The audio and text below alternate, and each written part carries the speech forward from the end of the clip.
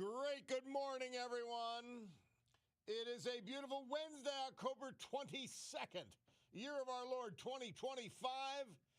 My Cordaro Jewelers watch tells me it's 9:12 and change. This is the Bob Cordaro Show.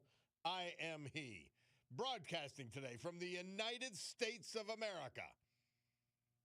I can prove it because they're improving the White House, regardless of the whining cacophony from the fools on the left. It's also the place where the brave, like the veterans we salute today, William Brady, Duryea,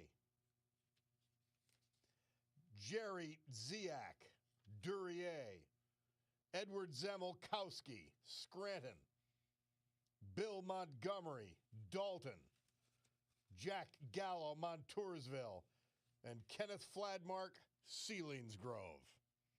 We lost them this year, but thanks to John Basiliga and his great companies, including Basiliga Hospitality, we will honor them. The United States of America, founded with a certain knowledge and understanding by our amazing, incredible, irreplaceable founding fathers, that government is not, shall not be, cannot be our parent, our guide, our direction, our salvation. Not any of these things, but is nothing more than a necessary evil we require to organize and protect society. Please remember that. The United States of America, the country where, for the first time in human history, freedom was declared to be an unalienable right granted to each individual by God. It was not something that could be parceled out to groups. Freedom could not be controlled by government or government officials because our great American Constitution ensures and codifies freedom of speech, freedom of religion, freedom of association, economic freedom, and freedom of the press. Now, armed with these freedoms, and really only because they had them, an unamazing ragtag bunch of immigrants, rejects, and their progeny created the richest, most powerful, most culturally diverse and accepting nation ever to grace our planet Earth. How about that? Give people freedom as individuals, they will achieve as one. America, the only place specifically invented and designed so that every American can live their life in the manner they choose, unlimited by their background, upbringing, race, color, or creed. While we don't promise results, you are unhindered by your background, upbringing, race, color, or creed. The government or those who would use government to control others for their own comfort, benefit, or power should not ever be a factor. This Bob Cordaro Show, well, it'll always be convincingly conservative, lovingly logical, proudly and passionately patriotic, and reliably right. And so we gavel to order today's meeting of the Club for Common Sense, promising you that because of our commitment to common sense, we will provide a sanctuary of sanity for all for the balance of this morning. Look it. There's always truth. There could be dispute, there could be reason. But unfortunately, we have a Democrat Party that's lunatic left. And all their little miniature acolytes in this area are following along with the lunacy. Whether it's the no kings idiocy, it doesn't matter what it is. They're just following along like lemmings. It's frightening. Independence of thought, well, it's lost. You just repeat the latest talking point. Yesterday, I don't know what they're doing today because I wasn't listening to any left wing this morning. Yesterday was attacking the White House construction project. And then they all do it in lockstep. It's frightening. Now, this government shutdown and how central they're trying to make it in our lives. And by the way, sooner or later it will. There's people on SNAP and other programs who may not get food stamps and other assistance they need November 1st. My only hope is the Democrats. See, you got to remember what the Democrats, Chuck Schumer and the scum that he is part of. The only thing they care about are political consequences. They don't care about you. But I promise you they don't. Everything they do, you can tell. Just look at how they treated illegal aliens versus you. You had to get the shot or you were fired. The illegal aliens just came into the country and we gave them whatever they wanted. Just think of it. Homeless Americans were left to fend for themselves on streets and alleys and tunnels and under bridges. But illegal aliens, non-citizens, they were ushered in, they were flown around the country. Frightening. They claim to care about children. Remember Nancy Pelosi? The children, the children. How about Nancy, you sick, disgusting human being? How about the 300,000 children who were trafficked into this country, who the Trump administration now has to find? And they're finding them doing child labor and operating as sex slaves for sick scum in this country. Nancy, how about that? They're liars, they're scum, this leadership, the left. We brought up yesterday this Mamdani running for mayor of New York with that fake, phony smile, which needs to be literally slapped off his face. He claims he's a devout Muslim, but he's for LGBTQ plus rights. Well, one of them's a lie.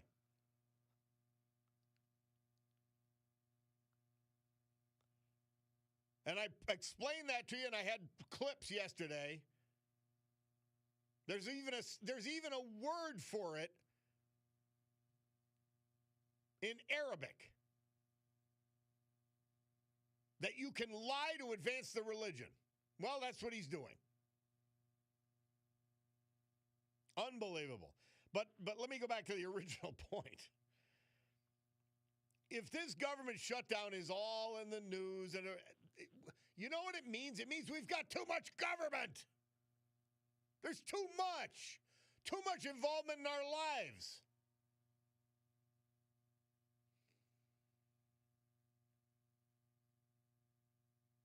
Yeah, limited government. It's in our faces everywhere. And that's what the Democrats are trying to use to establish their priority. By the way, just think of it. They want to spend an extra $1.5 trillion.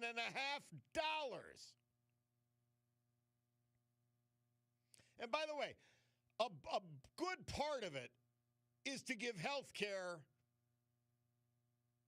Medicaid, Medicare, to illegal aliens. But the biggest chunk of the $1.5 trillion is to give, and thank you, Mark Mayer, takia. It's one of those words I'm never going to bother with, but Mark Mayer provided it. Takia is the Islamist word for lying to advance the religion. Now, back to the subject. Yes, illegal alien coverage is there.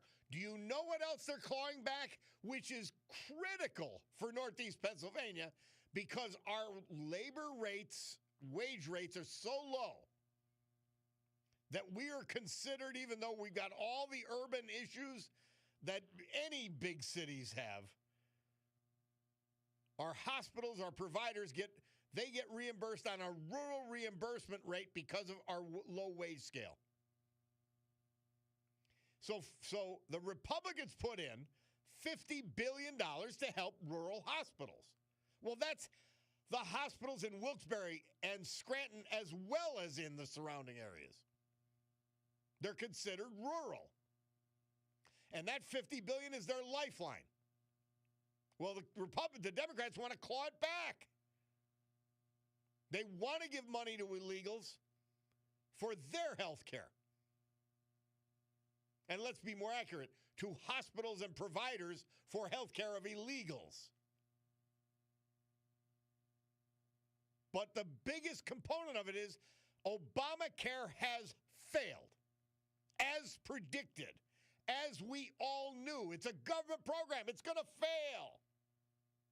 It's failed completely, totally, and as we had John Kennedy, our great senator from Louisiana, the other day, he said it's like electric cars. It can't be very good if you have to pay people to take it. So the Democrats have been paying people, some of them pretty well off, to take Obamacare, to somehow make it work. And a $400 billion chunk of this fiasco they're trying to impose on the government, which is already $2 trillion a year in debt. A year. Not to count the 37 plus. Sitting there like an albatross. These are crazy people. These are just absolute insane people. They are not normal. Please don't even pretend they are. All right, we're going to take a break. Bob Cordaro, WILK. We are in a lather this morning, as, by the way, as I should be. Sometimes it's not appropriate. It certainly is as this nonsense goes on, as these lies keep getting rolled out by scumbags. These are not good people. You say, well, don't use it. My mother says, don't use those nasty words. Please tell me how else to describe someone who gleefully, and this is all the Democrat leadership and the scumbag Biden, who gleefully let 300,000 kids into this country unaccompanied, lost track of them, ignored 61,000 calls to an emergency number that these kids were given if they were being abused, and then just forgot about them. Oh, but they care. They care. Deeply. Let's have a No Kings protest. You idiots. We'll be back.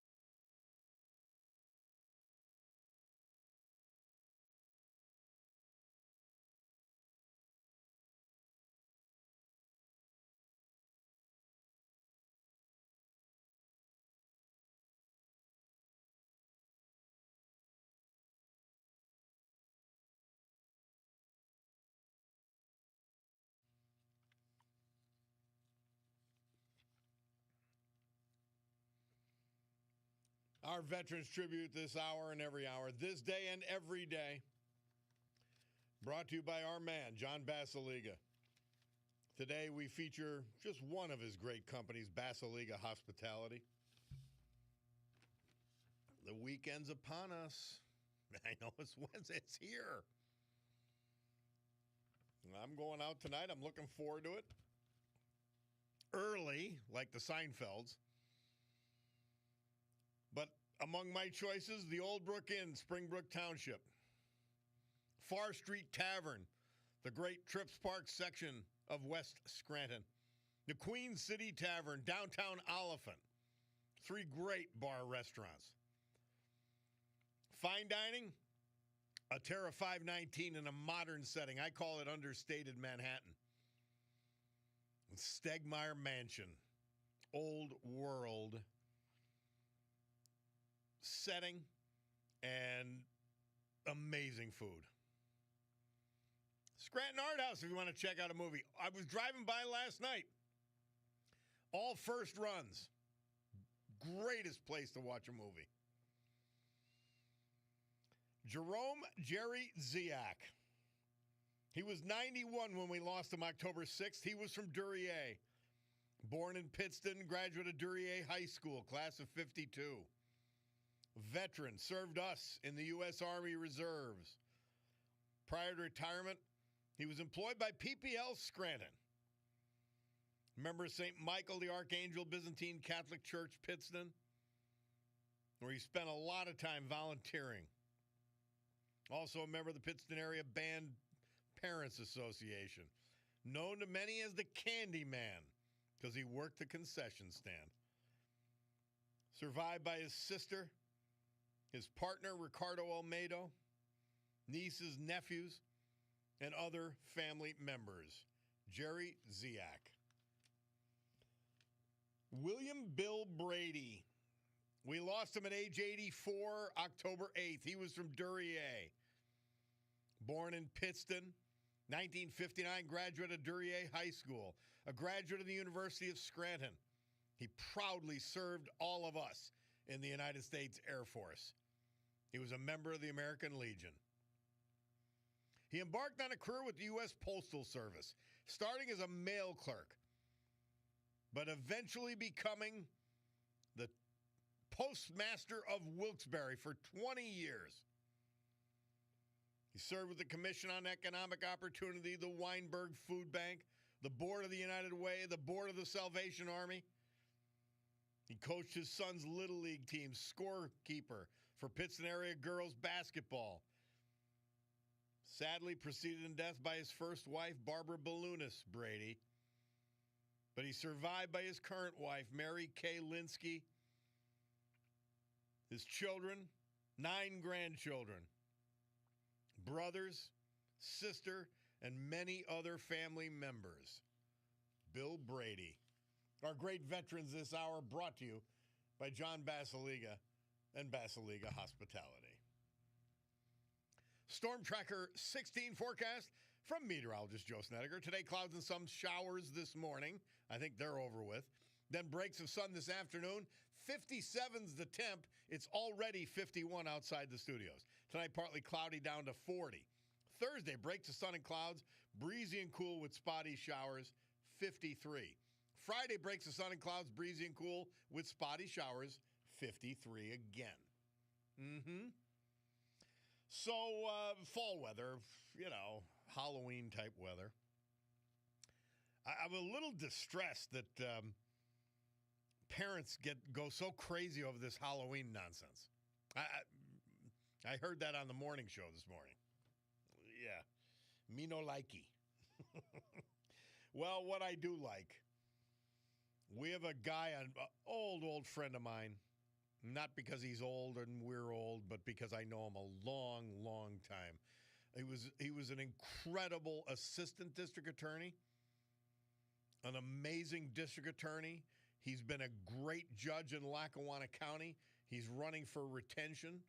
My friend Judge Andy Jarbola. Andrew, how are you, sir? Good morning, Bobby. How are you? I'm great. Andy, I think back on your career, and the achievements. I know I'm making you blush and you don't talk about these things, but I want you to. All of these things that you did, particularly as a district attorney, how many capital murder prosecutions did you do? Probably a half a dozen. I think I'm the last person to actually get the death penalty on a case. The case of Andrew Vaquera, the young man that killed Christy Gregg at Wendy's a number of years ago. I think that was around 2000, 2001. Wow. Yeah. Well, all of that work went into your becoming a judge, and you always did want to be a judge. You always enjoyed the law. You always enjoyed the study of it, the application of it. You've now been there 10 years, right? Oh, boy, yeah. The 10 years went by fast, and that's one of the reasons why I'm calling is I'm asking your listeners to please give me a yes vote on November 4th. I'll be the last box on the back of the ballot. They dumped you there. Yeah, that's okay. I'd rather be on the last box because you know how people are. You're involved with politics. They look at the first name and the last name, and they don't look at anything in between. Well, I'm voting against the clowns that are looking for retention for Supreme Court of Pennsylvania. So it's good to know that we get to say, hey, here's a good judge. I'm voting for him. I like that. I'm excited to do it, actually. Yeah, I really appreciate it, Bob. Thank you so much. Like you said, the introduction, we've been friends a long time. I mean, we first met when you were at the University of Rochester when you were playing with one of my oldest friends in the world, Dr. Brian France. Yep. We grew up together in the same neighborhood over in Greenridge. So we've been best friends since it's hard to believe that Brian and I have been best friends for almost 60 years. And I always say that Andy Gerbola, I always say one of the amazing things about this area, even when I was living in LA in my 20s, I would say that I knew people for 20 years and they were stunned.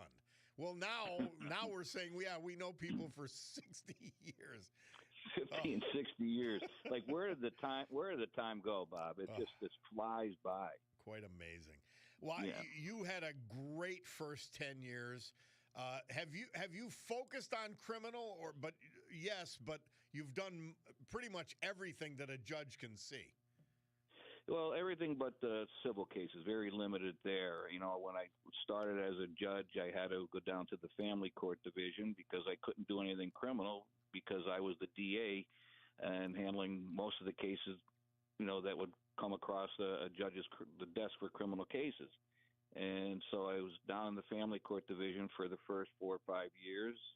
Now I'm doing majority of it is criminal now. Judge Barrace and Judge Moyle handle all the criminal cases. We're talking with Andy Gerbola. He is running for retention, Lackawanna County Court. He's our former district attorney. He was a former assistant district attorney, going all the way back to Ernie Priate, then under Mike Barrace. Andy, how is being a judge?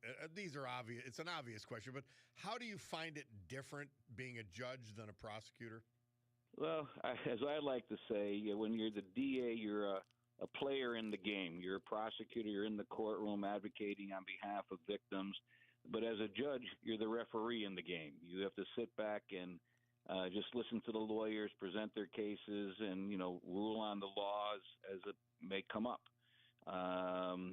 It's a lot harder because being a prosecutor and being a courtroom advocate, and now you have to sit there and you have to sit there and kind of tap my feet, like, well, why aren't you objecting? Why are you doing this? Why aren't you doing that? Yeah. That side of me comes out. But as a judge, you have to sit there and remain quiet. You can't be an advocate for either side. So you're basically a referee in the game. Do you find society, and you deal with much more than Lackawanna County, people don't realize that. I mean, people come from all over the country and commit crimes and other nefarious acts here. Do you find a deterioration in society, or do you think we're holding our own up in Northeast PA? That's hard to say. I mean, I know recently there's been an influx of the gang issues here, and not only the city but throughout the county. You're seeing a lot more young individuals being involved in more serious crimes. And I think DA Brian Gallagher is really getting off to a great start and implementing certain programs that will, deal with those situations. But as a judge, you sit back and you just look at the crimes that come across our desks. They're getting a lot more violent and a lot more serious. And it's, whether I was DA or a judge, it's the same issues that we're dealing with, Bob. It's, mental health, addiction, homelessness, poverty, that they're all the underlying factors why people commit crimes.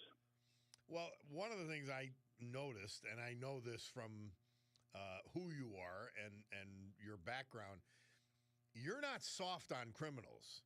You're willing to work with them. You're willing to give them a second chance if it's available. You're willing to give them treatment if it's available, but you're not soft on crime.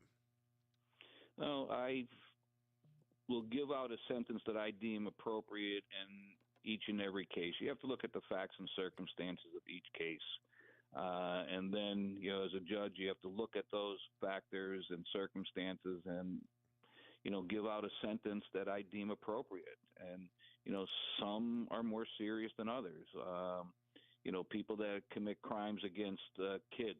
I could never understand it, how anybody could ever, commit a crime against a child. But there may be some underlying factors that may reduce the type of sentence you could give, whether it might be a mental health issue or something along those lines. But you have to look at each and every case separately. You just can't group them. You've got a great staff, too, that work for you, clerks, assistants, all of that, right? Well, I have one law clerk, Will. He just came aboard because my longtime law clerk, Christina, left about a month ago. She took a job with a law firm in Philadelphia, and my secretary Rachel, she's been with me for almost 40 years. It's like I have a second wife. I mean, I hired her, back in the DA's office. So Rachel Finelli, just scanning now, but it's like a second wife. She knows me better than I know myself sometimes. Well, I am happy that you're still enjoying being a judge, that you're still invigorated by going into your chambers every day, because we need you on the bench. We really do. Well, thank you, Bob, and I appreciate it. I'm in between hearings now, but if you don't mind, I would like to call in sometime next week. Please. Call in every week. We want to remind people that you are running for retention. We want to remind them of it. Well, thank you, Bob. Like I said, you've been a longtime friend of mine. I enjoy listening to you. You're a good person, too. You're a great father. I know your kids. Look, your kids and my kids are all adults now. Like we were saying, where did the time go? We have grandchildren. Yeah. Oh. Yeah, we were talking about that the other day. It's scary. Like amazing. It's scary. You're right. And we're grandfathers too, so we've got a lot to fight for. Yeah, we do. And you know what? And if we could make this place, this county and the country, a better place, so be it. There's no other better place to live than the United States. It's the best place in the world. And, I really do. When I was calling in, you had those tributes to our veterans. And, I acknowledge the veterans every time in court, whether I sentence them or they're in front of me for another type of a hearing. I always thank them for their service. Because without people like that, we wouldn't be where we are today. Guaranteed. And the other, I don't know if you saw the obituary this morning. Another good friend of mine passed away. Do you know Billy Ferrario? Yes. Oh, yeah, my gosh. they're having a celebration of life this weekend. He was a great young man. His dad was a good friend of mine. He and his mother, Billy's mother, Sandy, they're just great people. And he just died suddenly at a very young age. It's sad. That is so. Yeah. Well, we see all. But I know you now. know him because he played football for Wisconsin and then was drafted by the Packers, and he was just a really nice young guy. Remember him well. Good man. Well, thank you for bringing that. But Andrew, thank you very much. Andy Jarbola running for retention for Lackawanna County Judge. He's a good one. Let's keep him. We'll talk to you next week. All right. Thank you, everybody. All Have a right. good day. Bye-bye. Andy Jarbola. We'll take a break and be back. It's the Bob Cordaro Show.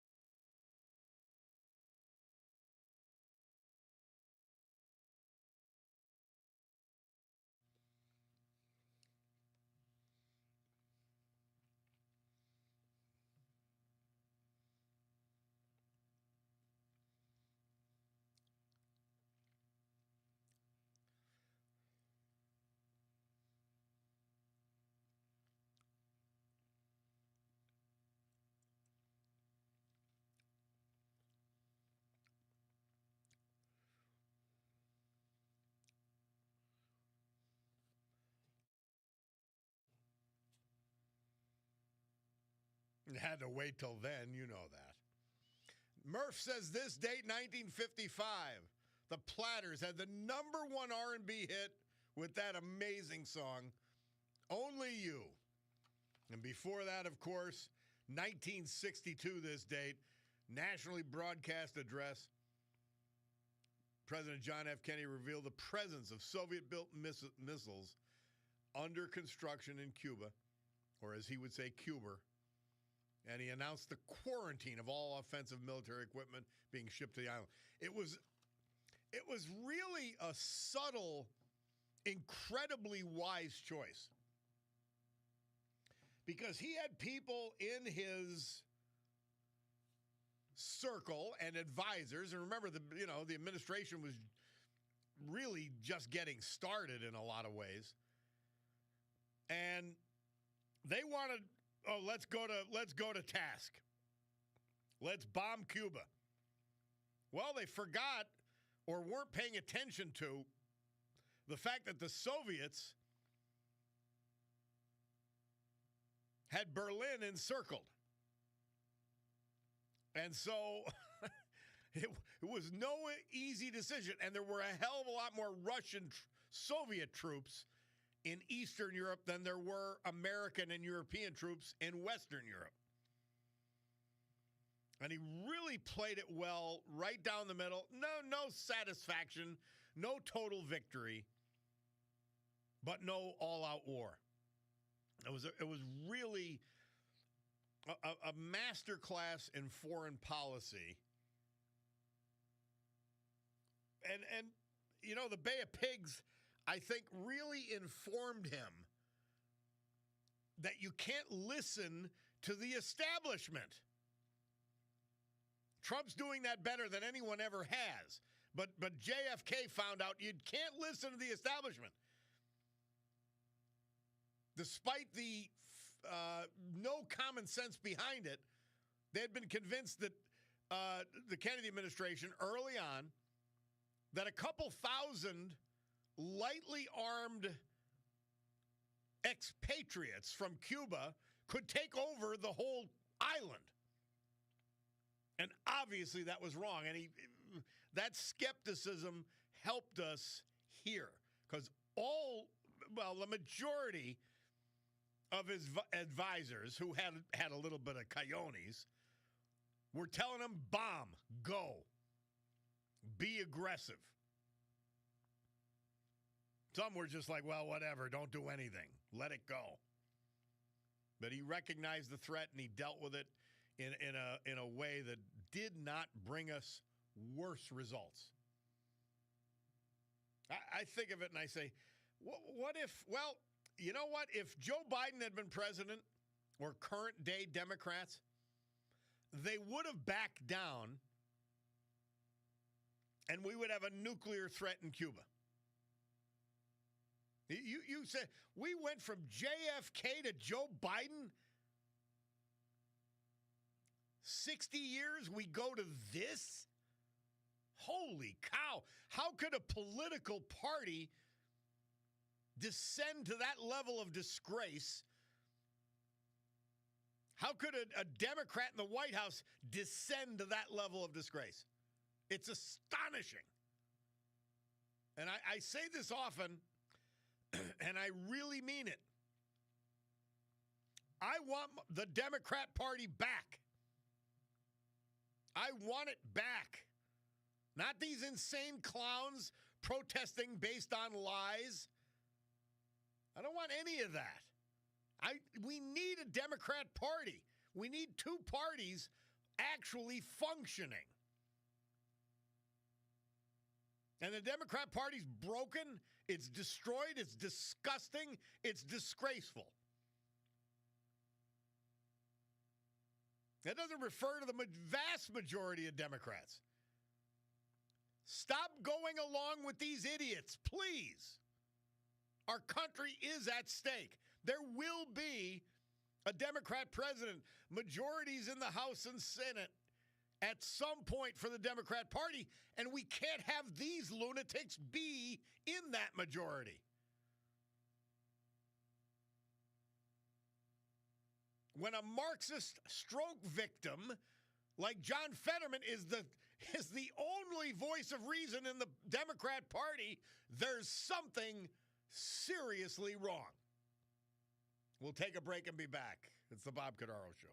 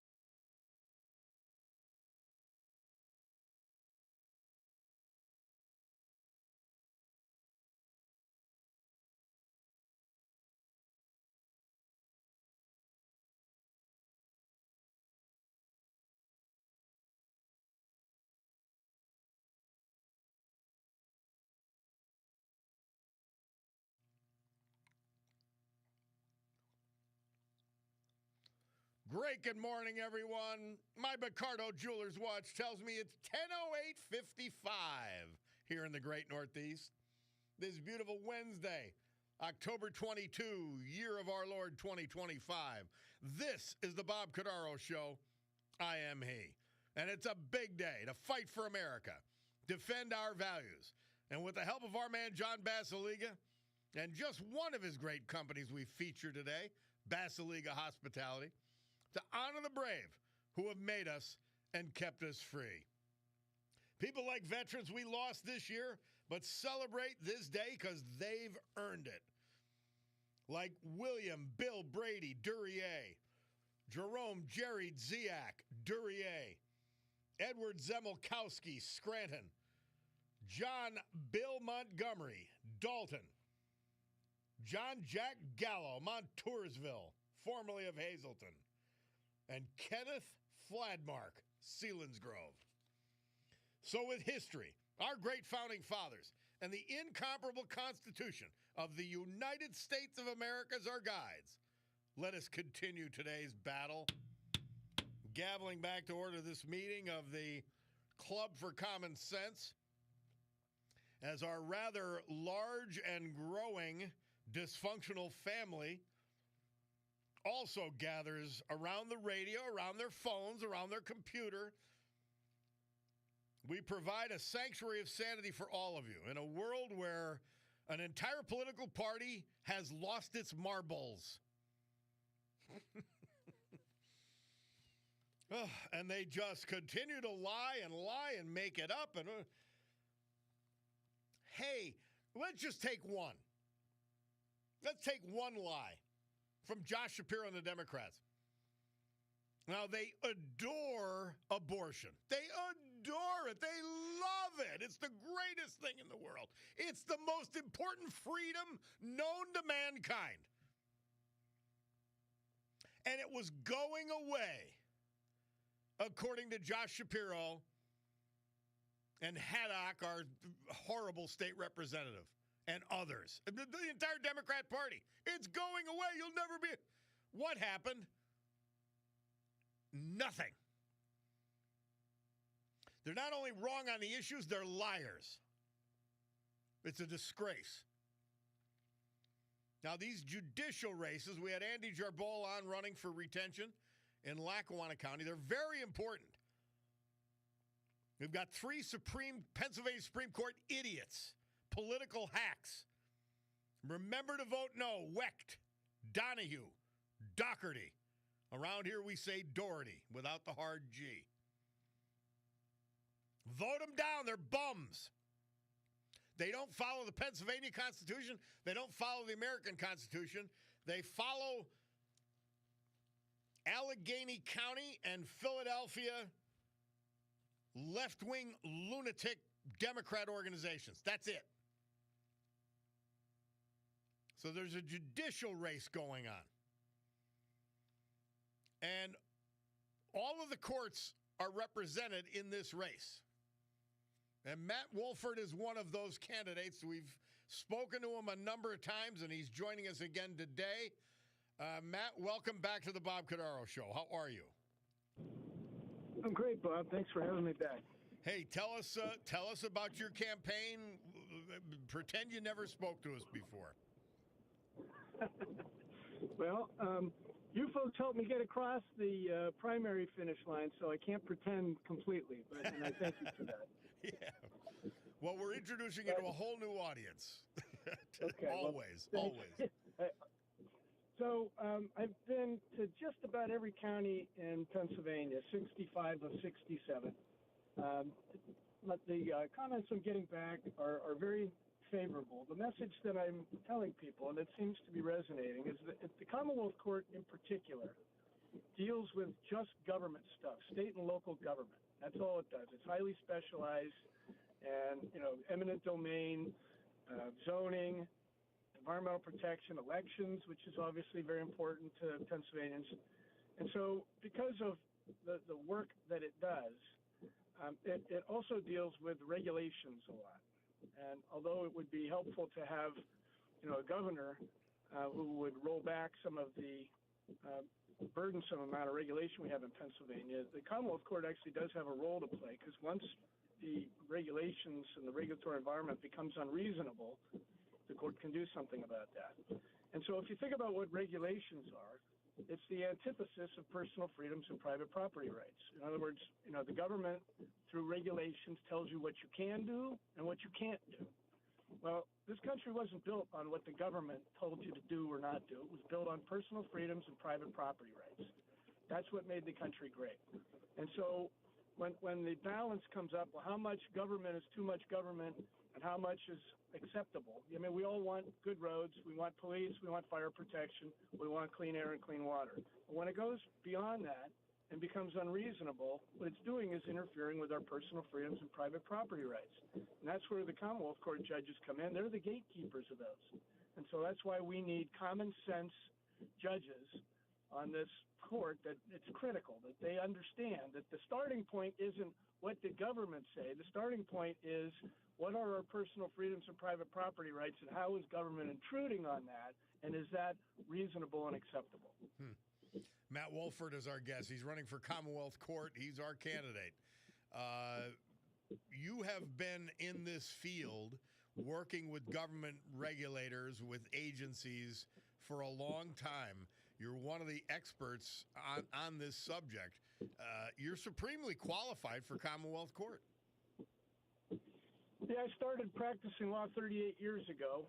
I learned how to litigate cases down in Philadelphia. I went to Penn State undergrad and then went to Temple Law School and stayed in Philly to learn how to become a lawyer. And I started working for the Attorney General's office, what they call the torts litigation section, that defends PennDOT, the state police, any state agency that needs personal injury defense. That's where I learned how to litigate cases. And Philadelphia is quite a place to learn how to litigate cases. Yeah. Then I became a state prosecutor. I moved back to Northwest Pennsylvania doing environmental crimes, and then I learned how to do environmental law, working for the DEP, the Department of Environmental Protection, or what a lot of people these days call don't expect a permit. And so I learned how to do all of the various administrative, environmental law, rulemaking things that come before this court.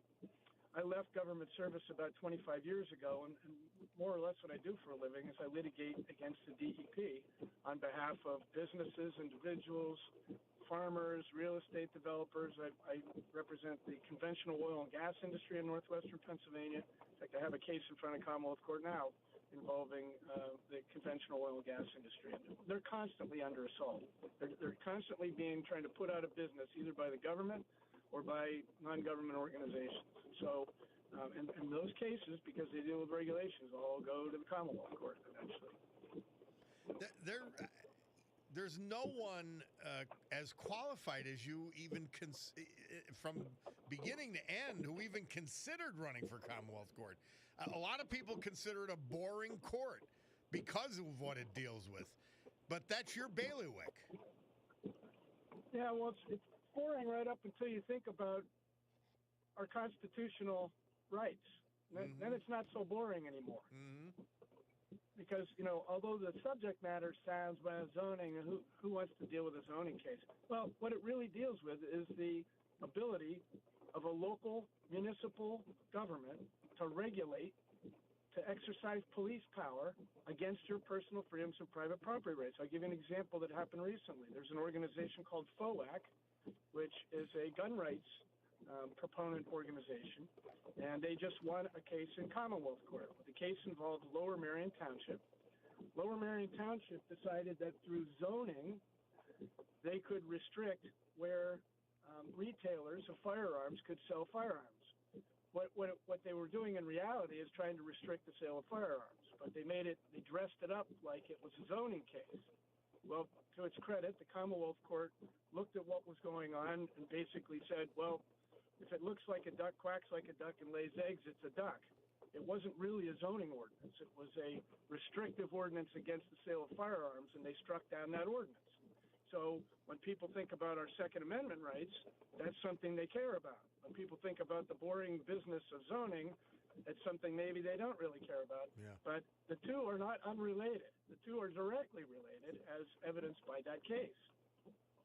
Well, Matt Wolford, we love you. Stay safe. Stay strong on the campaign trail. We need you to be our next Commonwealth Court judge. Keep plugging, and anytime you want to check in with our gang, we're here. I'd love to do so. Just remind everybody, it's less than 2 weeks to go. We got to get out to vote. Because here's the deal, and we can't get around it. The Philadelphia machine is going to be working against me. The Pittsburgh machine to a lesser extent, and the other pockets are Scranton, Erie, Harrisburg State College. If we get the conservative Republican vote numbers up, we can overcome the machine. But it requires enthusiasm, energy. Everybody calls this an off-year election. Well, it's not off-year for these two statewide judicial races, and they're extremely important. So we need whatever you can do to get people out to the polls, whether it's mail-in balloting or knocking on doors or poll watching. Whatever we can do to increase our numbers will help dramatically, because when the Republicans show up, we actually win. Matt Wolford, I always tell people, I said, we do a veterans tribute every hour, and I say they put their lives on the line. All we have to do is vote to play our part in this great saga that's called America. We've got to get out and vote, especially conservatives, especially people who think normally about issues. And Matt Wolford's our guy. Thank you so much, and we look forward to talking to you again. All right. Thank you very much. Appreciate it. Matt Wolford, our candidate for Commonwealth Court. We'll be back. It's the Bob Cordaro Show.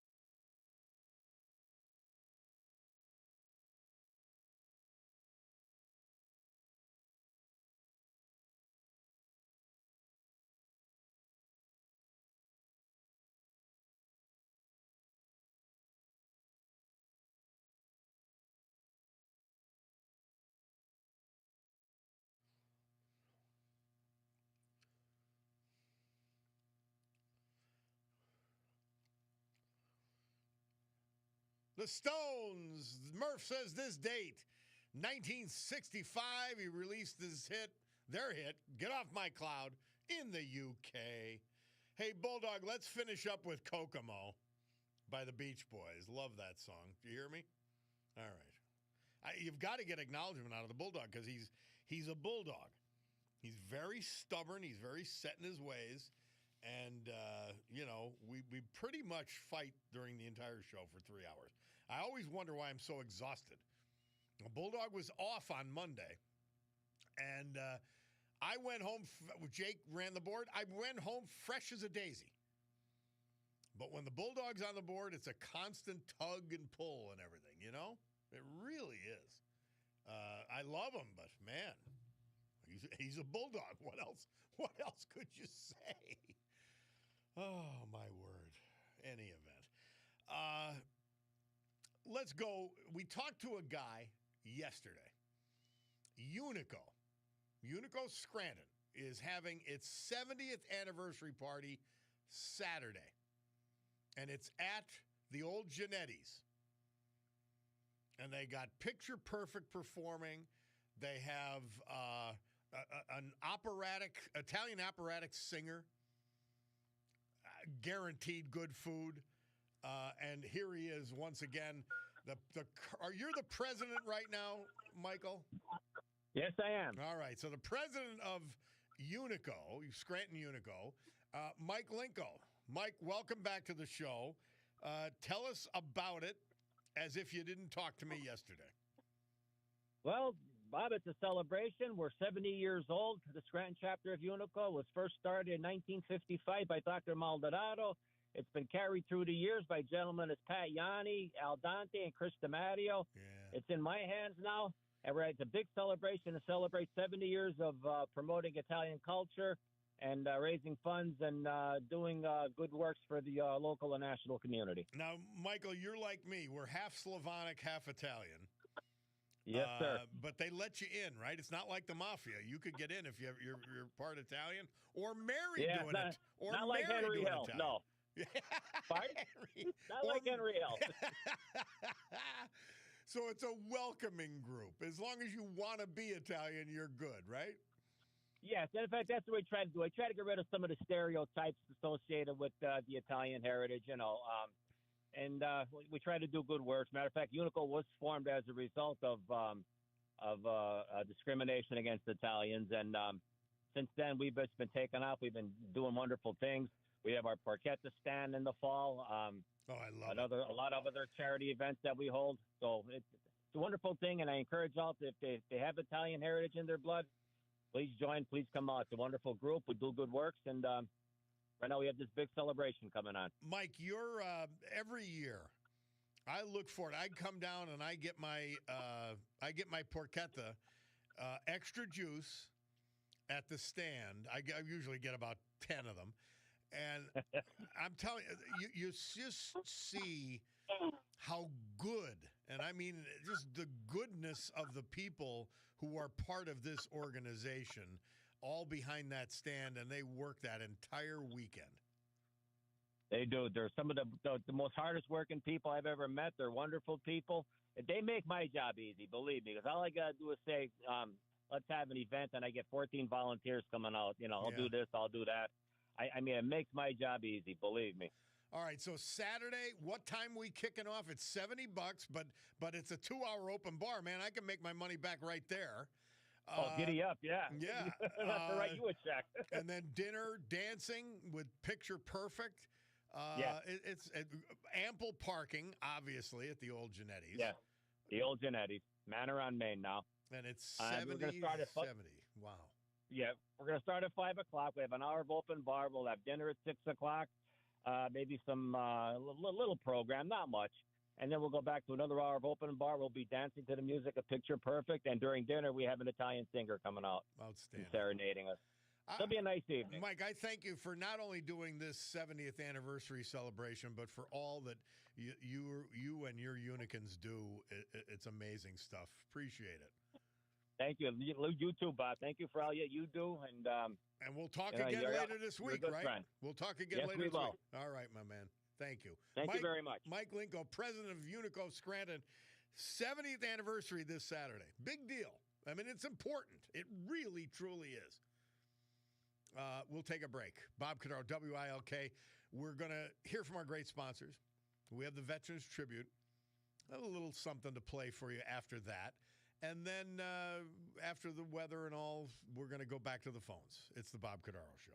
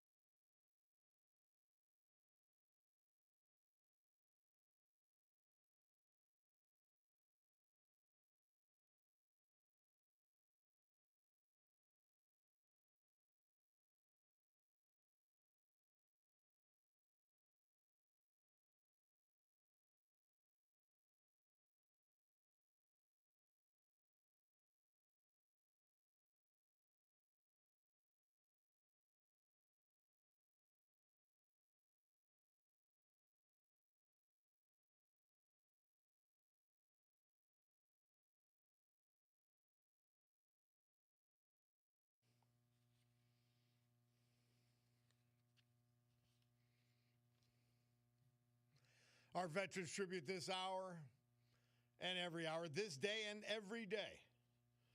Brought to you by our friend John Basiliga. And today we feature one of his great companies, Basiliga Hospitality. 3 bar restaurants that I'm telling you, you will absolutely love in every respect. No matter what you're looking for. The Old Brook Inn, 307, Springbrook Township. The Far Street Tavern. And the great Trips Park section of West Scranton. And the Queen City Tavern. Totally redone. Wait till you see it. Downtown Oliphant. Fine dining. The Stegmeyer Mansion in Wilkes-Barre. One of the greatest dining experiences I've ever had. A Terra 519. Downtown Scranton. Top shelf. Love it. Scranton Art House. the place to watch a first-run movie. Amazing. Basiliga Hospitality. Edward Zemolkowski. He died October 12th. He was 83. He was from Scranton. He was preceded in death by his wife, the former Carol Howie. He lost her in 2003. Born in Scranton, graduate of the great Scranton Technical High School, he was a proud U.S. Army veteran. He was employed at Arlington Industries until his retirement. He was a member of the Sacred Hearts of Jesus and Mary Church, St. Teresa of Calcutta Parish in Scranton. Loving husband, father, grandfather. Surviving Edward are his son, Joseph, his daughters, Christine and Amy, and their spouses, a grandson, a sister, nieces, nephews, and other family. Edward Zemolkowski. John Bill Montgomery. He died October 10th at the age of 86. He was formerly of Dalton. He was the widower of Barbara Ann Hochreiter Montgomery. They'd been married 55 years when she passed in 2017. Born in Scranton, graduate of Scranton Central High School, he served us in the United States Navy, including 3 years on the USS Thuban. Prior to retirement, he was employed for 30 years in tech repair at IBM. Bill Montgomery was an elder of the former Providence United Presbyterian Church and currently a member of the Dunmore Presbyterian Church. He lived over 50 years in Dalton and served that community as a member of the Dalton Lions Club, longtime Dalton Council member, decades-long volunteer at the Dalton Carnival. He also helped start the Dalton Fishing Derby. He was a wonderful piano player. Surviving are a son and his wife, daughters, grandchildren, 10 great-grandchildren, brothers, a sister, and other family members. Bill Montgomery Jr., our veterans, brought to you by John Basiliga and Basiliga Hospitality. Storm Tracker 16 forecast from meteorologist Joe Snedeker. Today, clouds, some showers this morning, then breaks of sun this afternoon. It'll be 57. It's already 53 outside our studios here in Pittston. Tonight, partly cloudy, low of 40. Thursday, breaks of sun and clouds, breezy and cool, spotty showers, 53. Friday, breaks of sun and clouds, breezy and cool with spotty showers, 53 again. Remarkably consistent deal there, isn't it? Now, so I'm not aware of this thing, but it says January 6th guy, I don't know who you mean by that, who made comments about Jeffries, Hakeem Jeffries, seems to have served his entire sentence prior to pardon, right? Almost all of them did.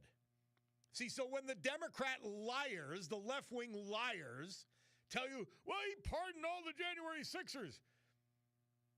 Well, number one, they were overcharged and over-prosecuted by the Biden administration for political purposes, number one. Number two, they all served their sentences when Trump pardoned them. A big difference compared to the preemptive pardons for the Biden family members and the other disgraceful pardons scumbag made when he came out, was leaving office.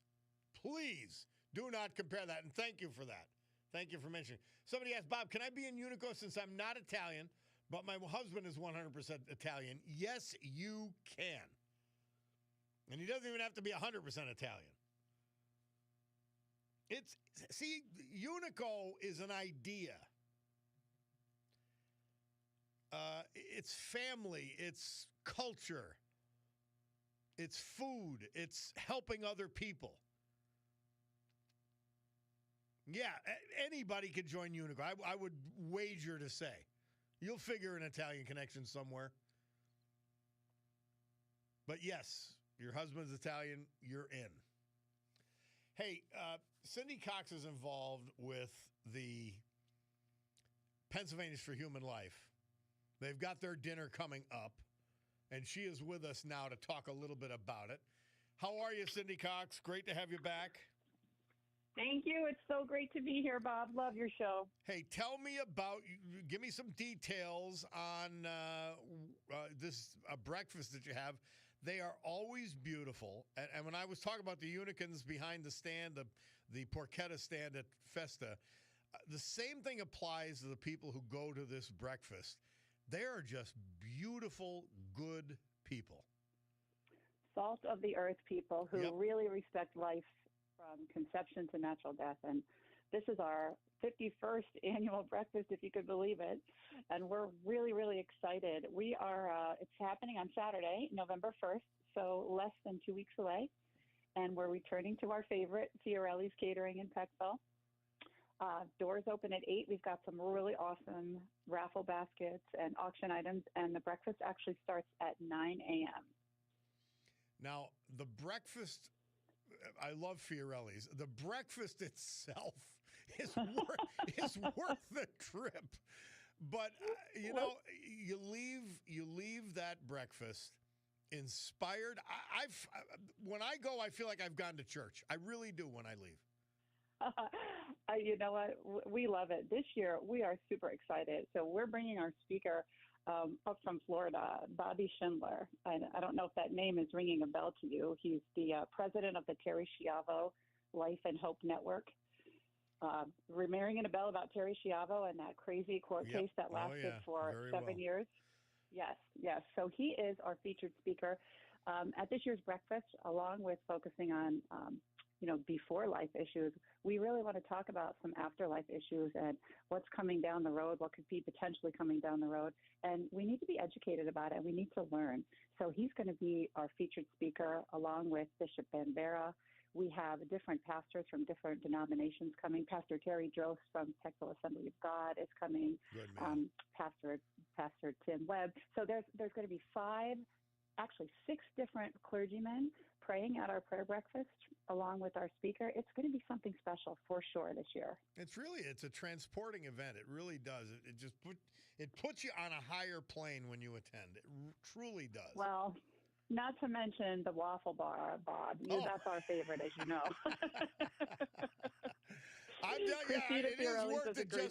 It's worth it just for the food, but to elevate your spirit is certainly a plus. My goodness. It's only $25 to attend for adults, but here's the cool thing. All students from literal kindergarten through college are free because we are so passionate about our youngsters and making sure that they understand the dignity and the sanctity of life, that we want them there. So we have had several businesses, individuals come forward and sponsor tables so that these students can come for absolute free. So we have the Marywood Soul Group coming. We have the University of Scranton Students for Life, and anybody with kids, any school, any family, bring your kids for free. You just have to let us know that we're coming so that we can reserve tables. And this is Saturday morning. Which date? Saturday, November 1st. So a week Saturday. At Fiorelli's.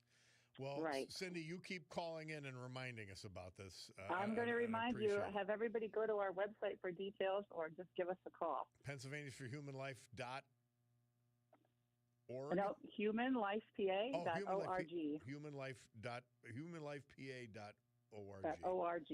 Yep. Yes. We're looking forward to seeing everybody there. And Bob, I have a special seat for you right next to me. All right, Cindy. Thank you so much. I have a great day. All right. Bye-bye. I need 2 seats after the waffle bar. I just do. Hey, Rick, you've been patient. I said I've got to go to him before the commercial break. Thank you for holding. How are you? Oh, I'm good. I'm doing good, Bob. I want to bring attention to this ongoing saga here in Luzerne County about the rail line. The Northern and Reading has offered $10 million to buy it, plus $2 million to upgrade the rails, to bring passenger service to Wilkes-Barre. down to the capital of the county, which is a win-win thing. And the redevelopment authority, now we find out that they have this nonprofit LLC that all 5 of the redevelopment members plus two more people are members of this, and all of their finance is secret. We can't get public information from them, and they're fighting this tooth and nail. And I'd like to know, where has all the money gone? They're supposedly getting 20% of the revenue from this rail line, but they haven't paid any money back into the loan from the county. And I'm wondering, where has all the money gone? Are these people drawing large salaries, or what's the deal? I think we found a skunk in the woodpile, so to speak. Fascinating. So what you're saying is that the members of the redevelopment authority, they operate the rail authority, or they own the rail line? They own the rail line. The redevelopment authority. And there's some kind of a nonprofit associated with it? Yes. And the 5 members of the redevelopment authority, plus 2 more people, I don't know who they are the board of this LLC, nonprofit LLC. And I can't understand why the redevelopment authority needs a nonprofit organization, which they are all members of, to run this rail line. And where's all the money gone? And they haven't explained it. Are their meetings public? No, that's what I mean. It's a nonprofit, so everything's hush-hush. You can't even file what's it called, a right to know information thing, because they're a nonprofit. Fascinating. So for 20-some years, supposedly they're collecting 20% of the money from this rail line. And we don't know where and it where's is. it gone? They haven't paid anything back on the loan that they owe the county. Rick, you know what I would do if I were you? I would put my favorite detective. Well, he might be my second favorite after Bo Dietl, Rob O'Donnell, on this. You know what? Unfortunately, I can't say what I do, but by the time I get home from work at night, he's off. All right, well, have somebody call him and get him on it. I'll tell him about it, too. Okay, you know what? I'll try and find somebody else that's willing to call in and do it. Well, you get him on it. He is a bird dog. I know. I used to listen to him, but now my route changed, and unfortunately, by the time I start at 12 o'clock and I don't finish until 6. Okay. 10 after 6, and he's off. He's off. But, well, you make sure this gets brought to his attention. I'll do the same. He's a much better detective than I am. Thanks, Bob. I appreciate it. Happy to have this come to the attention of this audience, though. I appreciate what you're doing. Thank you. You're welcome, and I love listening to you. Thank you, Rick. Appreciate it so much. Hey, we have to take a break. Bob Cordaro, WILK. We'll do that. We'll come back. Our friend Joe from Berwick is on hold. He wants to tell us about a fundraiser for a veterans home. Let's do that after these messages.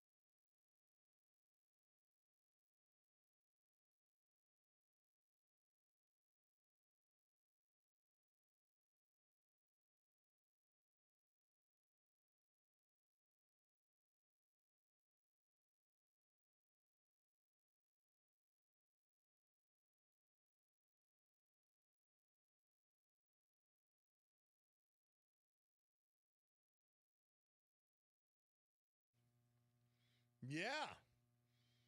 Murph tells us this date, 1966, Simon and Garfunkel released their hit, Hazy Shade of Winter.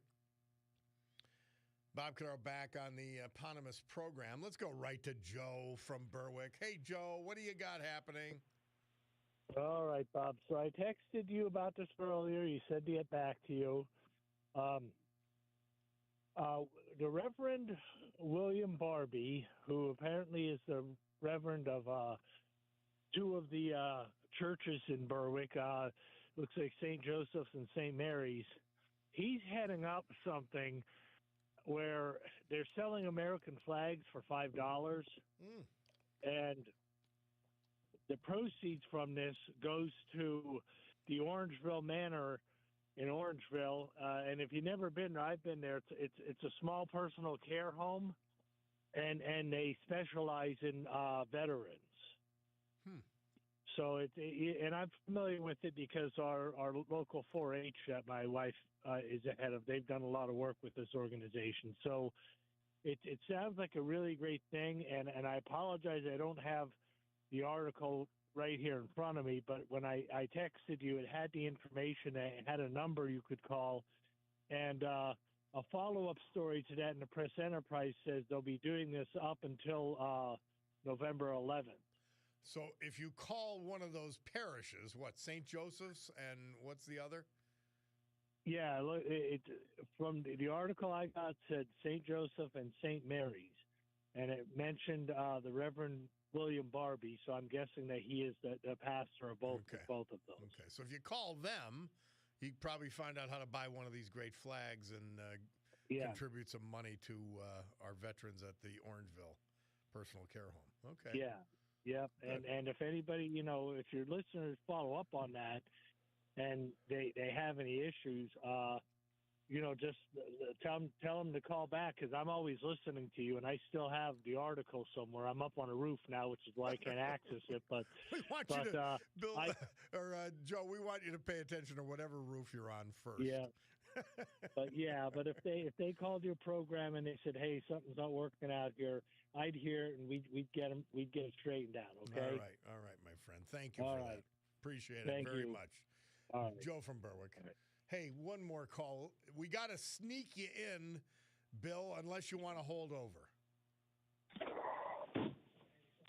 Hello, Bill. We got to sneak you in or hold you over past the news. Hold me over. All right, let's try and do that. He's calling about the Corinne Jean-Pierre book, and it's a subject I want to talk about. Man, she's just an idiot. You can't get through one sentence without saying, well, I'm a black lesbian. Well, how about this? I don't care. It doesn't bother me. It doesn't help you with me. Neither way. Dear God. But what does kill me is when you try to say Joe Biden was sharp as a tack and I was right there. And she was there to the end of the presidency, claiming to this day that Joe Biden was sharp and witty and funny and on top of it, and we can't even keep up with him. Yeah, if you're falling down, you don't fall down with him. Yeah, you're not keeping up with him, in a manner of speaking. Hey, finishing the hour, somebody said the current Democrat Party is now a globalist socialist party funded by globalist dark money billionaires and other anti-American groups like Antifa. Let's see what else we have here. It would be impossible for any political party to back the insane policies they promote: open borders, transgender ideology, anti-Semitism, men and women's sports. Every single issue the Democrats promote is to weaken and destroy America. Don't forget taking the cops off the street. Don't forget prosecuting the cops. Don't forget capitulating in foreign policy. I could go on and on. They're wrong about everything. And this listener says we must follow the dark money trail before it's too late. Well, that's why we got Kash Patel, our director of the FBI. He's very close. One of my our great research team sent me something that Kash Patel says we're close to finding out the funding mechanisms for Antifa. Oh, which reminds me, idiot Chris Kelly. I loathe to. It's like the last thing I think about is looking at his column, but I'll have to look at it because his mental illness has become so patent, it's frightening. You go to Picardo's, Jefferson Avenue, Spruce Street, downtown Scranton, catty corner from the Radisson. It is not only the greatest jewelry store, but it's the greatest watch store. Picardo's has Raymond Weil, Breitling, Oris, Longines, Michelle, Shinola, Luminox, Swiss Army, Seiko, Tory Burch, Victorinox, Bulova, and more. And what do all those watches have in common? They tell me that it's time for the news at 11:02 and change. We'll be back after that. It's the Bob Cordaro Show.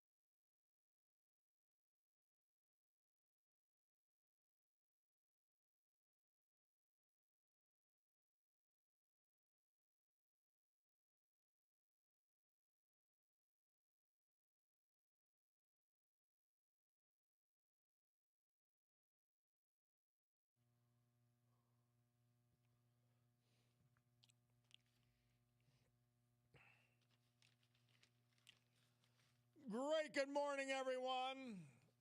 My Cordaro Jewelers watch tells me it's 11:09 and change here in the great Northeast. This beautiful Wednesday, October 22, 2025. This is the Bob Cordaro Show. I am he, and it's a big day to fight for America, defend our values, and with the help of our man John Basiliga and Basiliga Hospitality, to honor the brave who have made us and kept us free. People like the veterans we lost this year but celebrate today thanks to John. Like John Bill Montgomery, Dalton, Edward Zemolkowski, Scranton, Jerome Jerry Ziak, Duryea, William Bill Brady, Duryea, John Jack Gallo, Montoursville, Bourne Hazleton, and Kenneth Fladmark, Selinsgrove. So with history, our great founding fathers, and the incomparable Constitution of the United States of America as our guides, let us continue today's battle. Gaveling back to order this meeting of the Club for Common Sense, and promising you a sanctuary of sanity. In a world where insane people are in jobs that used to be reserved for responsible, normal people who aren't mentally ill. I specifically refer to, and by the way, I do not like to bring him up, not only because he's loathsome and disgusting, but because Chris Kelly, who writes for the awful Scranton Times, I can't let this pass. But one other item, and my friend Paulie Nard sent me this. And it's also in the front page of the paper. So, Gahan, the boy king, who does no king's protests, there's irony for you, he lost his court case. When the case went beyond one judge on the Pennsylvania Supreme Court who had connections to Lackawanna County and a certain wing of the Democrat Party, and the entire Supreme Court voted on it, they said, you got to seat this woman, Brenda Sacco. She was appointed by the Democrat Party, and the Lackawanna County court judges approved of her. She's got to sit as commissioner. Now, the boy king Gahan's lawsuits, unauthorized, by the way, delayed it till now. But she was sworn in this morning. Guess who didn't show up? The boy king. So Brenda Sacco is a county commissioner now. And I'm told she's going to say, you know what? I don't want to be associated with the boy king either. Neither did Matt McGloin. I don't want to be associated with him. I'm going to work with Chris Chermak. And so we'll see how that goes. They're not organizing today, but she was sworn in this morning. Congratulations, Brenda Sacco. I'm sorry for the nonsense she had to go through because of the boy king and all the left-wing lunatics in the Lackawanna County Democrat Party.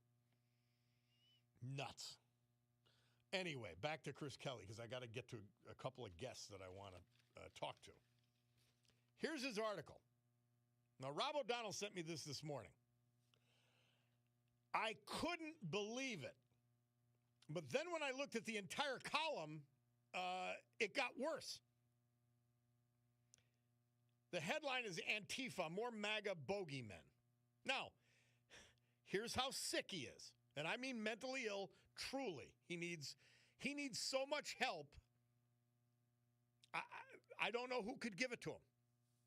Now, he brings in the beautiful story. And this is what he does. This is a sicko he is. A disgusting soul. He brings up the story of an annual reunion by a number of our great veterans for James Reddington.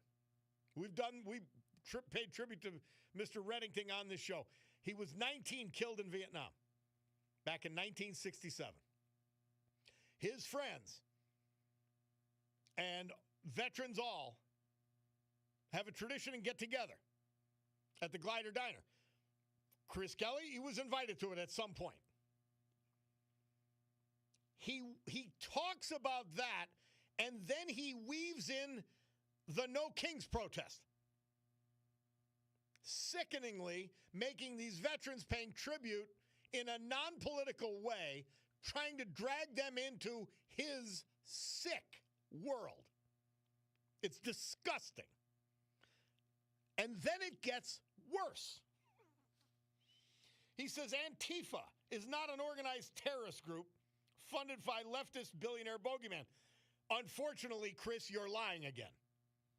He said it's an ideal that inspires Americans to fight against fascism and blah, blah, blah, blah, blah. He says if you want photographic evidence, listen to this. How disgusting. If you want photographic evidence of Antifa, look up images of American heroes storming the beaches of Normandy and liberating Nazi death camps. If that is not proof of serious mental illness, of serious hatred for this country, please tell me what is. That's so beyond disgusting. I don't even know how to react to it, other than to say, you need help. And is there conceivably an adult at the Scranton Times that can stop this mentally ill, demented person from dragging great veterans and the people who stormed the beaches of Normandy into his sick, twisted, disgusting world? Wow. Wow. Unreal. All right. So whenever you have something truly disgusting, like Chris Kelly always is, then you go to something great, because you can only take so much insanity. And that includes me as well as you. We go to Mother Teresa. She says for October 22nd, God allows failure, but he does not want us to become discouraged. God doesn't require us to succeed. He only requires that you try. Well, as with anything great, and I think Mother Teresa would cheer it on in many ways, we've got some great boxing coming to Mohegan Sun Arena. My own nephew, Rocco Cordaro, is going to be on this card. And our friend Chris Coyne is running the show. And we've got Chris Coyne, who's the promoter for this fight card in November, and Kurt Scooby, who's one of the he's going to finish the card. He's the main event for this fight card. Chris Coyne, first of all, welcome to you, my friend. How are you? I'm great, Bob. Thanks for having me on this morning. Hey, thanks for having this card. We got to have you on more than once to talk about this. We're excited about it, that's for sure. Give us the who, what, where, and when quickly of the fight card. The who is Northeast Boxing and myself with Pennsylvania Championship Boxing. We're having a 10-fight all-pro card at the Mohegan, Pennsylvania on 315 down in Wilkes-Barre. When is it? It's November 8th, the evening of November 8th, Saturday night. The doors open at 6, and the card actually, the first bout will start at 7. So it's going to be an exciting night. Oh, well, I already reserved my tickets. I cannot wait to be there. And actually the main event, Kurt Scooby's with us. His father-in-law is a very dear friend of mine forever, John Bonacci. Kurt, you're training up in Connecticut, I am told, and you have a great career so far. Tell us a little bit about your boxing career. Hey, what's up, buddy? Everything is going great on my end. I'm here to make boxing great again. That's one of the things I wanted to say first. Nice. My boxing career is nothing but exciting. I had one misstep, and from there, life has been great. Like I said, I want to give a huge thank you to my father-in-law and my wife for actually understanding what a boxer needs to totally understand to be in camp for this long and be prepared to give my people a good show. Kurt Scooby, how old are you now? I'm 30, but I'm 22. How long are you fighting professionally and otherwise? I actually started during the pandemic, so I would want to say 5 years now. All right. Professionally. What motivated you to become a fighter? I mean, this is what you do. Shoot, look, baby, the saddest thing in the world is a waste of talent. Yeah. And I never wanted my talent to go to waste. But you discover it in terms of boxing a little bit later in life than most fighters, right? No, actually, I didn't. I started when I was 7 in amateur boxing. Then I went away and played football, college football, and I was actually 20 to 15 pounds. Came back. I knew I didn't love football, so came back and did boxing, which is my first love. Yeah. And from there, I just knew this is what I wanted to do. What weight are you fighting at for this card? I want to say 140. I still don't know yet, but whatever weight it is, we're going to make it. Well, you weren't fat when you were 210 pounds. How did you get down to this weight to fight at actually a more manageable fight category? So I had my wife is actually my nutritionist, so she helped me get down. And how about that? At first, it was a little rough. It was a little rough, like I said, and she just got everything right. She made me eat right, get mentally right with myself, and made the weight. And like now, of course, there's no such thing as an easy weight cut, but life is easy now, a little easier than what it was. Well, Kurt, I'm going to have her work with me for a little while, too, if you don't mind. Of course. Chris Coyne. It comes with a price. Right. Northeast Boxing, another great fight card. I know you had my nephew on one down in Old Forge a little while back. But this at a casino, this has a big-time feel. It really does. I'll tell you what, Bob, you've been with us quite some time now. You remember when I was partner with Maury Mamie, and we were doing some ESPN Friday Night Fights back in the day. And I'll tell you, this particular card, this is an HBO showbox.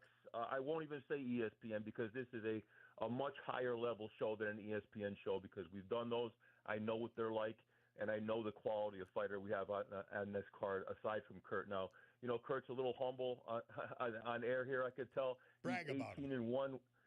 I'm going to brag about him because he deserves to be bragged about. He's 18 and 1 with 16 knockouts, and he's fighting a gentleman out of Buenos Aires, Argentina, named Christian Ruben Mino, who's he's a 33, 34 fight veteran with 17 knockouts. So he's not fighting any paperweight here. This kid's coming in, and he's coming in to fight. So it's going to be a battle. Kurt knows that. He's been training hard. Like you said, Kurt, by the way, you're contracted at 143, okay, buddy? So make sure we make weight. 140? 140 sounds good. 143, 143. Chris, if you but keep Bob, Chris Coyne, if you keep Kurt Scooby away from me, he'll make weight. There you go. Mr. Coyne, yo, I want to say, you're the best promoter in Northeast Pennsylvania, and I want to thank you so much for actually getting this card together and getting me on the card and just exploring the talent that's all around. I appreciate you for that. I'll tell you, Bob, I've matched hundreds of fights in my life, and this, I think, perhaps, and Kurt will agree, may have been the hardest fight I've ever matched with my matchmaker. Because, listen, they're not just lining up like ducks waiting to fight Kurt Scooby, that's for sure. They see, anybody who has a fighter and sees all these knockouts and an 18-1 record and a guy that's athletic on top of all of that, it's got to be hard to find somebody because you got to find somebody that can stay with him for at least a little bit, right, Kurt?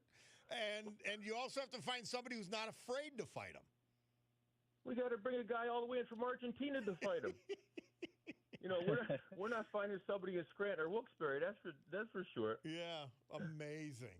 All right, who else is on the card, Chris Coyne? Well, we have one of Kurt's stablemates as well, a kid named Thomas Blumenfeld. He's another 10-0 fighter that happens to have 9 knockouts as well. We got a young man from Philadelphia, Haven Brady Jr., 16-0. He's fighting Yuri Costello, who's 14-0. So as they say, somebody's must go that night. Local product, Ryan Wilczak, who's fought for us before. He's 11-2, and he takes on a young man from out in New Albany, Indiana, named Josh Flores. Of course, we have a name that you'd recognize named Rocco Cordaro, who's a 5-0 young man, happens to be a family member and nephew of yours. He and his people are coming up from down in Florida. And this card has really come together. It's going to be something special. And as Kurt was saying, and you were saying, your very dear friend John Bonacci. If it wasn't for John, we wouldn't have Kurt on the card. Yeah. John was a really big force behind pushing to have Kurt on the card. And through a mutual friend of ours, John reached out to me, and we were able to make it happen. And like I said, honestly, John was the driving force of getting Kurt on the card. Well, Kurt Scooby knows 100%. how lucky he is to be married into that great Bonacci family, so he gets it. 1,000%. He truly is. Hey, Chris Coyne, there's a lot of things that go in, and that'd be the next question, but this question, there's so much that goes into putting one of these fight cards together. It's almost impossible to imagine. You're herding cats. You're reaching out as far as Argentina to put the matches together. It's incredible. From soup to nuts, I'm a one-man show. Do you remember those little monkeys with the cymbals and the drums and the guitar? You wind them up and you just let them go, and he does everything. That's sort of myself. So most of these promotions have some teams of people that work on matches.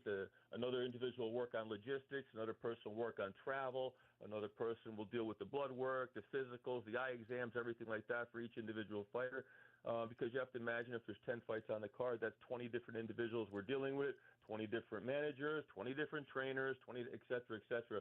And I'm that little monkey guy with the cymbals, the guitar, and the drums. I'm a one-man show, so it's a little difficult at times because I do run another business, and I do work a full-time job as well. So this is a full-time job on top of everything else, and so. But it's coming together really well. I don't get much sleep, and my wife is buried with me at the time, just like Kurt's wife is in a different. She doesn't like it, but I love boxing. Boxing hasn't loved me back very many times, but it's I still love you, something bro. that's in the blood. All right, we're less than 3 weeks away, Kurt Scooby. You know how to train to win. You're doing it now. What stage of your training are you at? I'm actually just sharpening the tools. Everything's already. I'm already ready to fight. I can fight tomorrow if I needed to. At this moment, it's just staying sharp. That's it. What motivates you? What are you thinking when you go in the ring? I mean, you're thinking you're going to kill the other guy, obviously. But so other than that flame, other than that passion, how do you keep that from not overwhelming your intelligence? Because it takes a lot of smarts in the boxing ring. I'm well prepared with my coach. My coach is well prepared. Hector Bermudez. He gets us ready for not only this fight but our 6th title defense. That's our thought process. We don't normally get ready for the opponents we need to get ready for. Yeah. We get ready for the title defenses that we have to defend later in life. What is your goal as a boxer, Kurt Scooby? My goal is to win multiple world champions and secure a immensely amount of wealth for me and my family. Now, I want you to know, Kurt, we have had 57, and it may be more than that now, 57 world champions fight in Northeast Pennsylvania. I hope that you are part of that and become the 58th. That would be great. So I'm a huge believer in speaking things into existence. I will be that in that category very soon. Amen. Hey, Chris Coyne, Kurt Scooby, headliner for these fights on November 8th. Thank you for calling in, and let's arrange it again. We'll do it again as we get closer to the fights, okay? Sounds great. Yes, sir. All right. Yes, sir. Chris Coyne, he's the promoter, Northeast Boxing. November 8th, Mohican Sun, 10 professional fights. Kurt Scooby, the headliner for that, 18-1, ready for action today if necessary. We'll take a break. It's the Bob Cordaro Show, and we'll be back.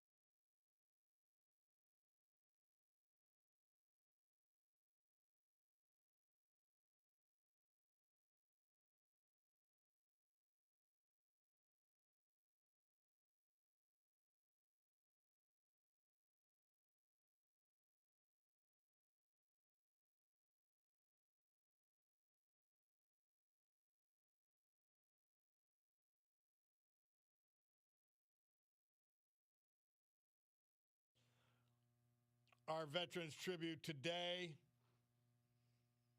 and every day. Brought to you by our man John Basiliga, Basiliga Hospitality.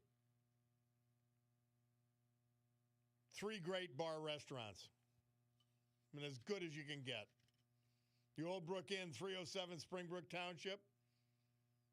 Queen City Tavern, downtown Oliphant. The Far Street Tavern, the great Trips Park section of West Scranton. Fine dining? Yeah, we got that too. A modern take? A gorgeous modern take. A Terra 519, downtown Scranton. A gorgeous old world take? The Stegmeyer Mansion, downtown Wilkes-Barre.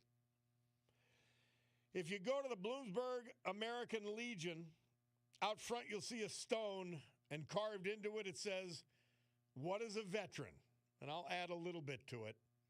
It says a veteran, whether active duty, discharged, retired, or reserve, is someone who at one point in his or her life wrote a blank check made payable to the United States of America and its people for an amount of up to and including his or her life. That is honor. Jack Gallo, Montoursville. We lost him at age 77, October 10th. Born in Hazleton. Attended MMI Preparatory School, Freeland. Graduating in 66. From 1968 to 1972, he served this great country honorably in the United States Air Force. Staff Sergeant. 1969, he conducted reconnaissance missions flying unmanned aircraft during the Vietnam War. He earned the Airman of the Month award in November of that year. Upon his return home, he continued his education at what is now Pennsylvania College of Technology and Science. Married the former Barbara Skitsky back in 1973. He then attended WILKS, where he obtained a Bachelor of Science and Master of Business Administration. He began his career working for First Eastern Bank in Wilkes-Barre as a trust administrative officer in 1973. He worked at many banks and trust investment companies, retiring from wealth management at BB&T in 2016. He loved cars. He enjoyed 96 different vehicles over his lifetime. Survived by his wife of 52 years, Barbara, 3 sons, a daughter, 2 grandchildren, and other family members. Jack Gallo. Kenneth Fladmark. Long distinguished career in education. He died at age 100 on October 11th. Born in Beresford, South Dakota. He attended grade school at Moe Country School and then graduated from Canton High School. He joined the Navy at age 17, serving for 2 years during World War II in the South Pacific as Petty Officer First Class. After the war, he graduated from Augustana College in Sioux Falls, South Dakota, where he met his future wife, Irene Larson. They were married in 1949 and celebrated 67 years of marriage. He received a master's degree in business from the University of Pittsburgh, a doctorate of philosophy and marketing from Pennsylvania State University. He received a 50-year honor for his doctorate from Penn State in 2019. He took a faculty position at the great RIT, Rochester Institute of Technology. Then he joined the staff at Susquehanna University in 1961, teaching business, marketing, and he did so for 31 years. He was an acting dean of the School of Business, business internship coordinator, Lindback Award of Distinguished Teaching in 1983. He celebrated his Norwegian holiday traditions with his family, active member of Sharon Lutheran Church. He's survived by his 4 children and their spouses, grandchildren, 7 great-grandchildren, sadly preceded in death by his wife, Irene. Kenneth Osborne Fladmark. Our great veterans this hour brought to you by John Basiliga and Basiliga Hospitality.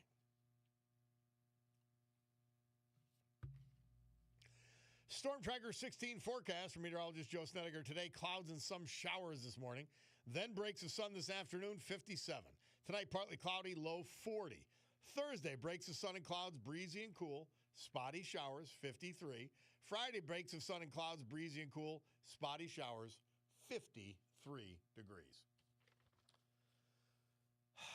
Somebody texts in, PA Senator John Fetterman, who votes to open the government every time, also said, I love Trump supporters the same as I do my own constituents. The radical left now wants to primary him and wants him ostracized from the Democrat Party for spreading love and unity for America. Everyone in America must realize the Democrats want total division and thrive on it. Vote them all out. Amen. And unless they're defeated over and over and over again, you won't change the Democrat Party back to a positive force because it's a horribly negative force in this country. Bob, a sincere LTS, thank you. Just when I thought I could not lose more respect for a little Billy, I call him the boy king, Billy Gaughan, I found out he didn't show up for the swearing in of a fellow commissioner that he's going to work with. I hope the people of Lackawanna County can see just a weak little arrogant man this truly is. and remember, Capolini is going to be his sidekick if he wins. He's got to be defeated. And he's just as left-wing a lunatic as Gaughan. Please remember that. The listener continues, as far as Chris Kelly goes, to compare the heroes that stormed Normandy Beach to the thugs that are shooting fireworks at police officers and federal agents is truly mentally ill. He's a sick puppy. If it wasn't so disgusting, if he didn't have, it's a small platform. Nobody reads the paper anymore unless people read his column. That's understood. That's fine. But he's on the third page of the only daily newspaper in Lackawanna County. Those people that are running that paper should be sick for themselves because there is no adult involved over there. They're all left-wing lunatics. And that is, Cutie's telling me you shouldn't be calling anybody scum. Well, read Chris Kelly's column. You'll see the definition of scum. Sorry. It's what it is. By the way, our man Rick Bigelow says, thanks for honoring John Gallo. He and I were classmates at MMI in Freeland. MMI stood for Mining and Mechanical Institute, started as a night school for miners by the wife of one of the big mine owners in the Hazleton, Freeland area. Over the years, it specialized in sending grads into science and engineering. Rick Bigelow hadn't seen John since they graduated in '66.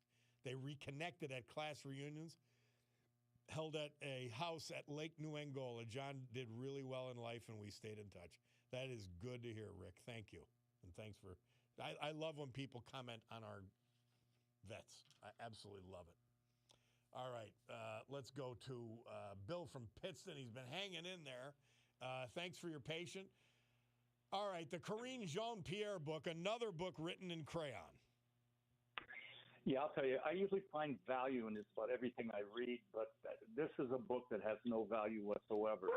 I watched her on some other interviews with NPR and The View, which turned my stomach, but I mean, she repeated her answers verbatim.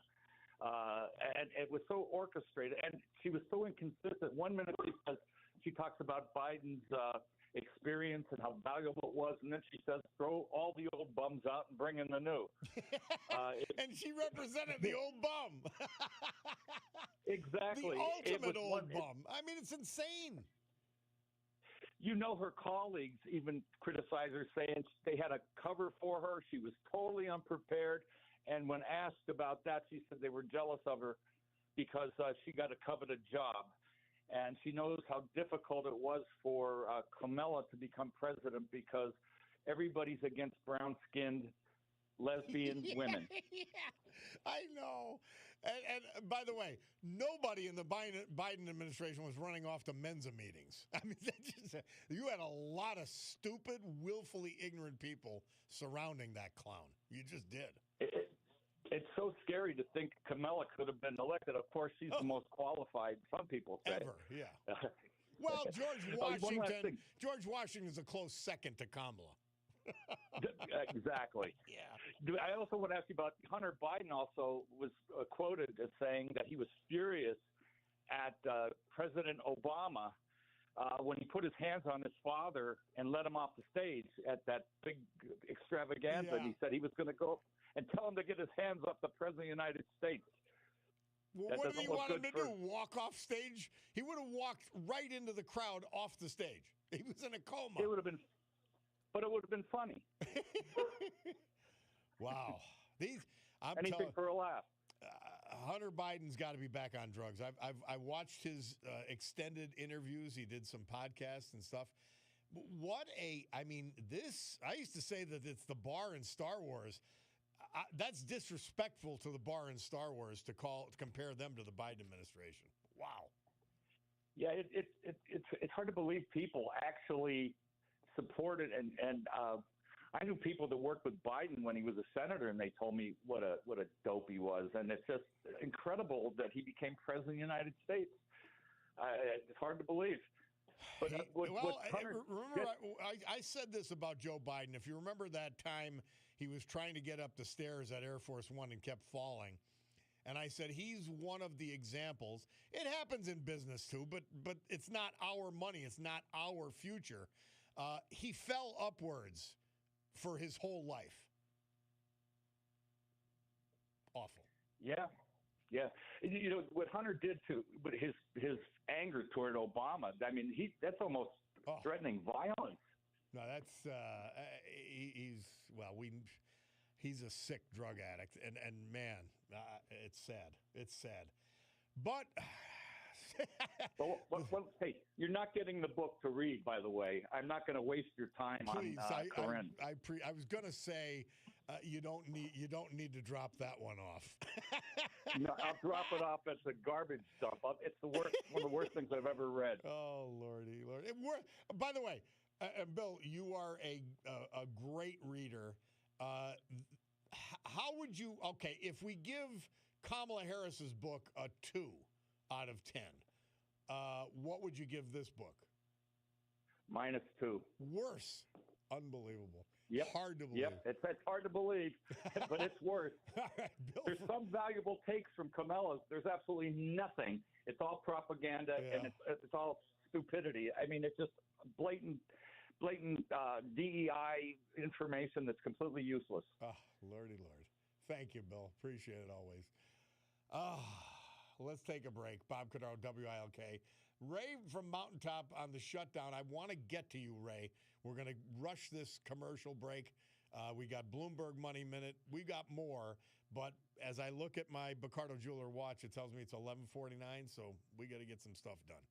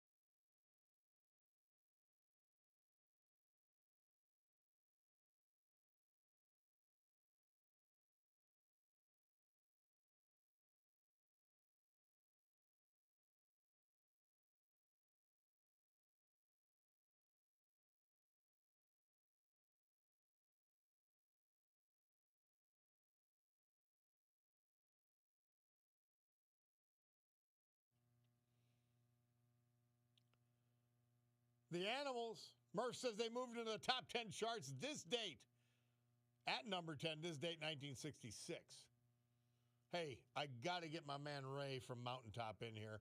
Ray, we only got a minute, but fire away, friend. Robert, I'll go as fast as I can. What a great show today. Thank you, my man. You know, we can embody the shutdown in 2 words: love and hate.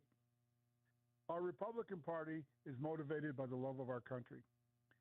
The Democrat Party, and I beg every Democrat listening right now to call in and talk to you, they are simply blinded by hate. Yeah, they really are.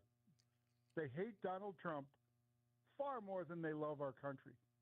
Our wonderful Jewish neighbors, they hate Netanyahu more than they love their Israel. Yeah.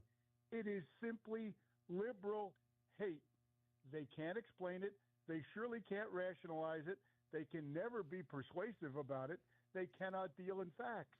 Blind hate. We have a scumbag in the paper weaving great local veterans into a story about his hatred, comparing Antifa members to the people who stormed the beaches of Normandy. This is the height and the depth of sickness. Robert, we're taught to hate the sin but love the sinner. Mm-hmm. The sin of liberalism has to be expunged. We can have a loyal opposition. We should have a loyal opposition. We have a disloyal opposition. The first word in loyal opposition is loyal. Yeah. Not hate. Robert, I'll call you back because I want to talk to you about the 7 deadly sins, too. Please. We love to go on with you. Our Democrat brothers and sisters are just engulfed with the 7 deadly sins. Yep. Ray, thank you, my friend. Appreciate it always. I'll be listening tomorrow, and God bless you. All right, man. He has. Thank you. RW says, for that comment, Chris Kelly is maggot puke. Yeah, he is.